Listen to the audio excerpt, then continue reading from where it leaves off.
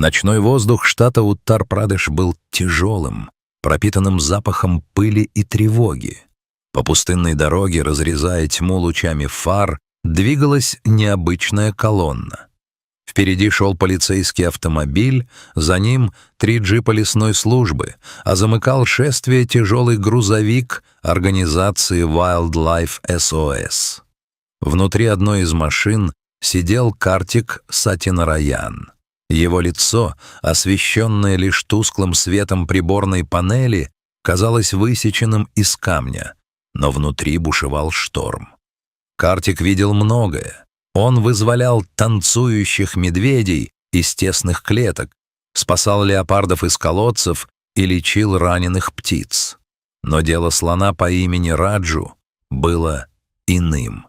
Это была битва не только с жестокостью, но и с бюрократией, которая длилась мучительно долго. Все началось с анонимного звонка.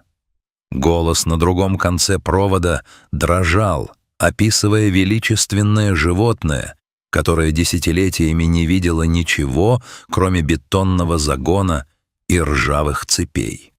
Согласно законам Индии, содержание слонов в частных руках, без надлежащей регистрации и условий – тяжкое преступление. Однако владелец Раджу был хитр. Он прикрывался религиозными традициями и статусом экзотического аттракциона, годами водя за нос местных чиновников. Прошли месяцы юридических войн.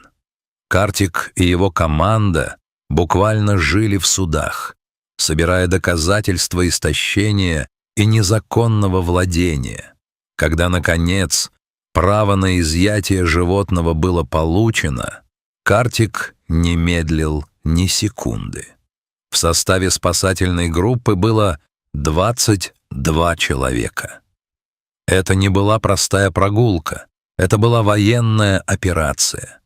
Они знали, что владелец Раджу — человек вспыльчивый и, возможно, вооруженный.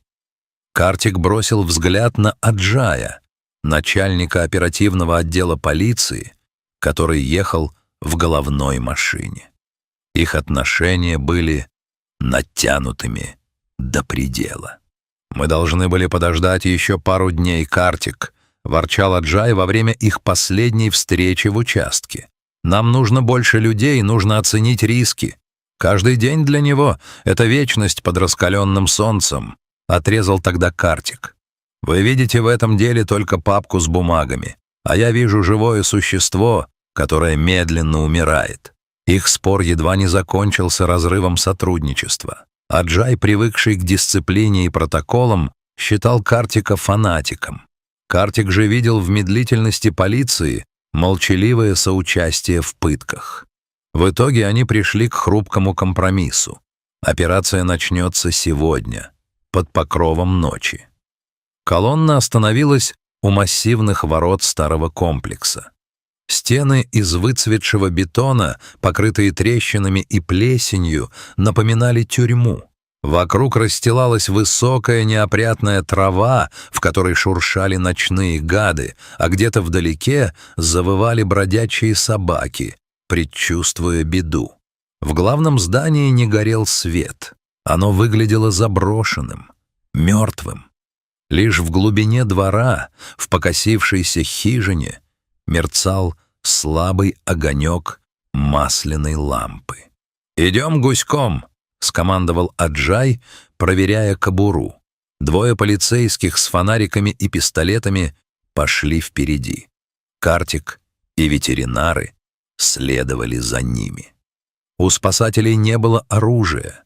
Их арсеналом были транквилизаторы, медицинские сумки, фрукты и вера в то, что они делают правое дело. Тишину разорвал резкий пронзительный крик. «Назад! Убирайтесь прочь! Это моя собственность!» Следом грохнул выстрел. Звук ударился о бетонные стены и эхом разнесся по пустырю. Группа мгновенно рассыпалась, укрываясь за выступами стен и машинами. Сердце Картика бешено колотилось. Он не боялся пуль, он боялся, что из-за этой перестрелки операцию свернут, и Раджу останется здесь навсегда. Полицейские сработали профессионально. Пока двое прикрывали, Аджай и еще один офицер двинулись вперед, к хижине. Завязалась короткая яростная борьба, крики Махаута, погонщика, сменились звуком защелкивающихся наручников. «Чисто!» — крикнул Аджай. «Картик, иди сюда! Ты должен это видеть!» Когда Картик вошел во внутренний двор, его охватила ледяная ярость. Посреди небольшого грязного загона стоял Раджу. Точнее, он не стоял, он существовал вопреки всему. При свете мощных прожекторов стало видно, в каком ужасающем состоянии находился слон. 50 лет плена превратили величественного лесного гиганта в живой скелет, обтянутый кожей. Передняя часть его туловища и края огромных ушей были покрыты странными белыми пятнами.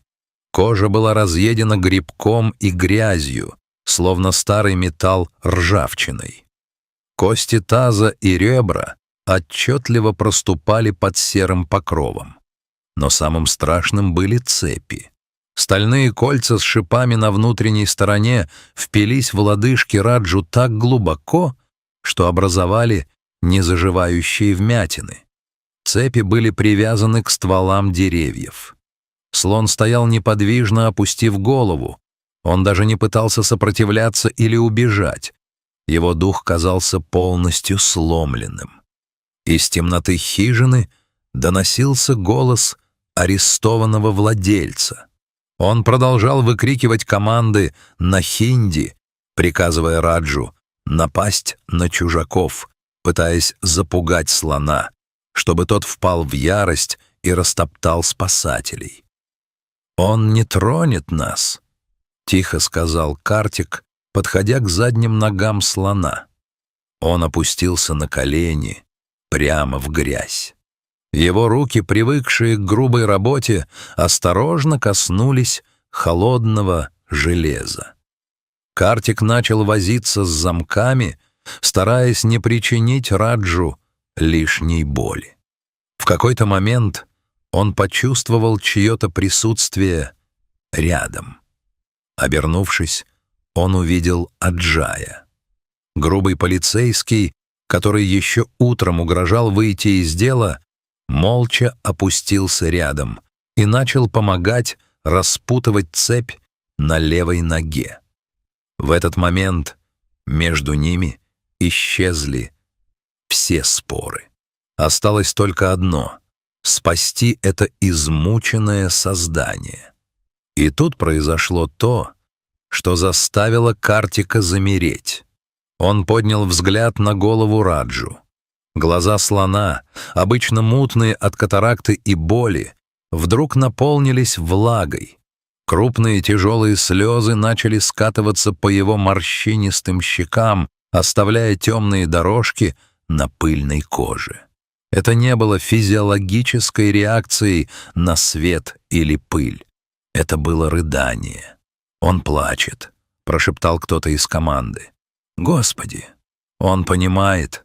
Картик почувствовал, как к горлу подкатил ком. 50 лет боли, голода и одиночества выходили наружу с этими слезами.